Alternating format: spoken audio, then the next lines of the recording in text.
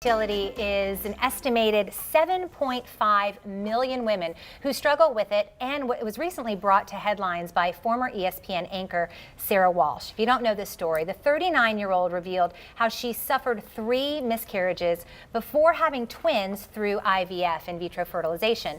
Now, one of those miscarriages happening while she was on live television, if you can even imagine. She shared how scared she was to even tell anyone that she was pregnant once she found out, for fear that the IVF wouldn't work. But as she shared, it did eventually work, and for her, as it has for many other women. Joining us now to discuss, we welcome our medical contributor, Dr. Ali Kasraeian. Thank you so much for being here.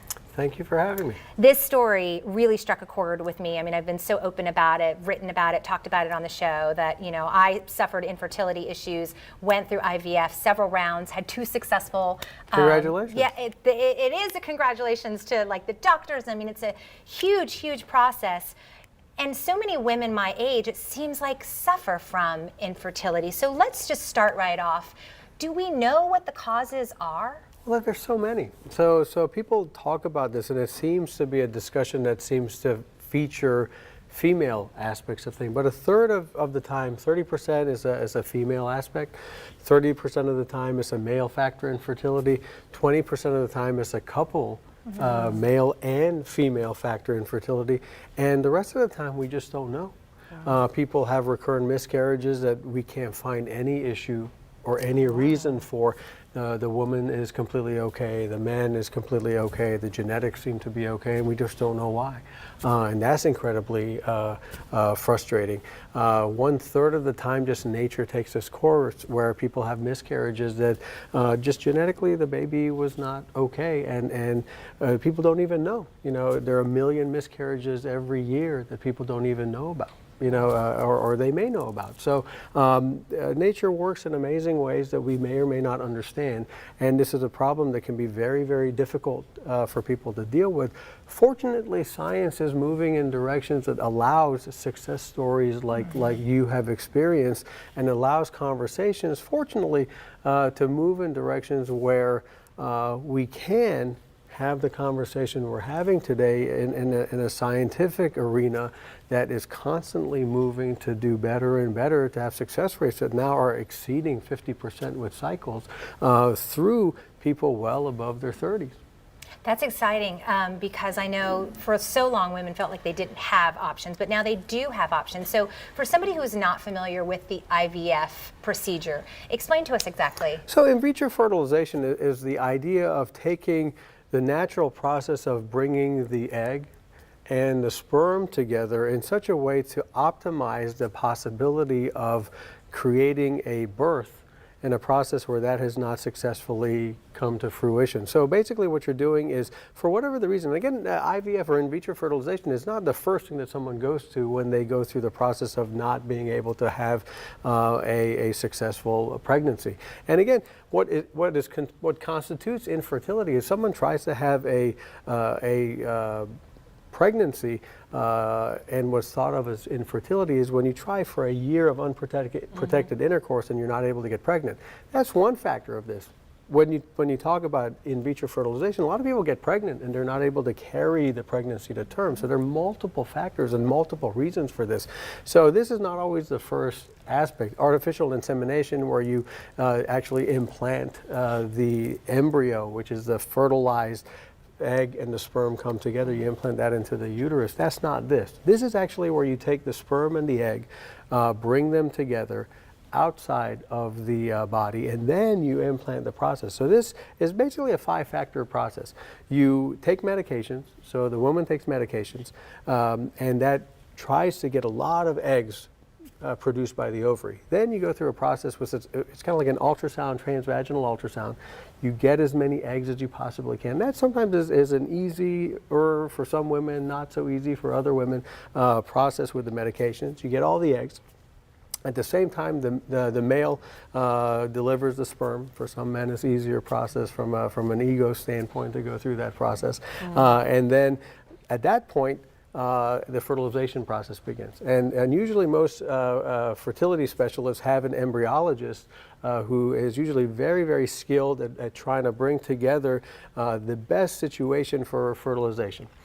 Nowadays, there's actually technology that can allow, after a few days where the fertilization occurs, to look at and find the best embryos to give the best chance for the process. So you can actually do genetic testing. You can actually biopsy the embryo, send, Wow. yeah, you can They send. grade your eggs, basically, Oh is what my they gosh. do. It's So pretty Dr. cool. Ali, what is the success rate of IVF? So if you kind of look, they're better than 50%. Oh, wow. When you look at and it's all over the place. You can Google this and get all sorts of statistics, but they're range better I'm than. asking for a friend, definitely not for me. Yeah, but if you look at it, if you look at the CDC, they talk about 40%. Some studies they look at 50%. If you look at they can break down the best in the country. Some exceed 70%. Oh, nice. But if you look at some places, it's about 50% or higher for people younger than 35. As you kind of increase in age, younger than 35 is about 55% or higher. As you kind of get above 35 to 37 is in the 40s. As you kind of get above 38 to 40 years, it kind of goes down. Above 40, it becomes a little bit more difficult. But again, the technology is becoming better, and it really depends on a couple factors in terms of the quality of the egg, the genetics of the egg, and then how the process of getting the perfect egg, the perfect scenario, and a lot of it is kind of the luck of the process. Now, speaking of technology, these 3D ovaries that was used on mice, please let's talk about that. Okay, so when you look at this process that we're talking about, bringing the egg together, bringing the sperm together in this process, one of the big factors for this is the egg. So some processes, the ability to have an egg is affected. So think about a young child who has cancer and they go through chemotherapy, and even before they get to puberty, the egg may be affected by the chemotherapeutic agents. Or people that have ovarian disorders where the process of the egg being able to be, or the ovary being able to deliver the egg is impacted. So that's a very heart-wrenching process and a heart-wrenching disease process where the treatment that is going to save your life may impact a very, very warm and very, very important part of most women's life. So the technology here with 3D printing, everyone's kind of like, well, how do you just push a printer and it creates an ovary? It's a little bit more elegant, a little bit more complex than that. What this technology is basically you create a scaffold. So everyone kind of thinks of this in terms of you're creating a building or thing like that. Here they basically use a matrix to create essentially the ovary, and then you put in the follicles, which are going to create where the egg can potentially mature over time. And in this study with the mice, what they did is they took mice and took the ovaries out, then put this created 3D printed ovary, and then they kind of created the perfect scenario for this created ovary to mature and begin to create eggs in this synthesized ovary, and they were able to mature eggs that were able to get fertilized and be able to have babies. Wow. That's crazy. That's impressive. Oh, my yeah. gosh. And this is beginning to kind of move into this idea where could we begin to synthesize organs that can allow us to create a whole new world of transplantation of organs where they can be specific to us. And you hear about this in terms of self-transplantation or auto-transplantation, because then you can transplant organs without needing immune medications.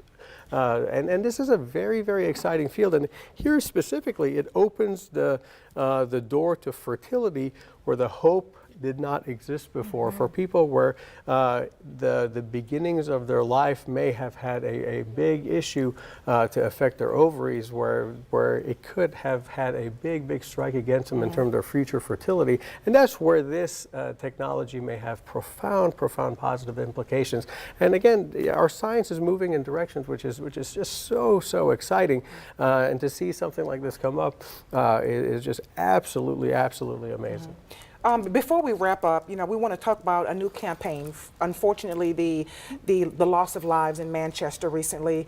So there was a campaign, Stop the Bleed campaign. So talk to us about that. So the Stop the Bleed campaign, unfortunately, is not that new, but it's an amazing thing that the American College of Surgeons has been doing over the recent past to help all of us, not just surgeons, not just EMS, not just people who are trained in dealing with trauma, to be able to stop the bleed. The idea with this came from the fact that if something tragic was going to happen, people lost lives because from the moment something happened to the time that they got to the hospital, people were just bleeding to death at that scene. So you can imagine in Orlando at Pulse, Yes. in Manchester at that scene, anywhere that something may happen, Boston.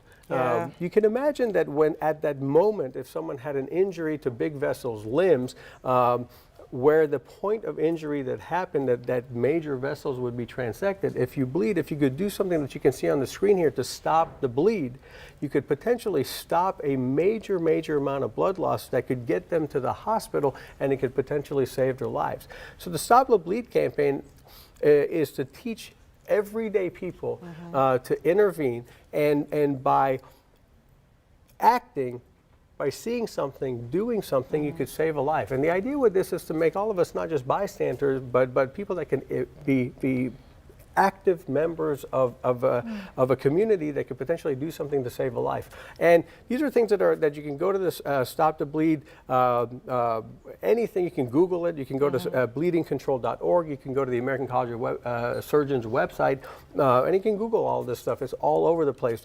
And locally here, we have a Jacksonville chapter of the American College of Surgeons. There's a Florida chapter of the American College of Surgeons. And there are a lot of things going on in Jacksonville and the state and in the country that are constantly educating us on how to do these things. And I'll try to be very proactive on letting us know on this show and on my radio show of when events like this are going on, so that we can learn about how to be proactive. Because unfortunately, we talk about things like this happening in places that we never knew things like this would happen, and children and everyday people have to learn how to do these things so that we cannot be victims by people that really don't care about people that shouldn't be victims. And so this can potentially save lives, and it's a very simple thing to do.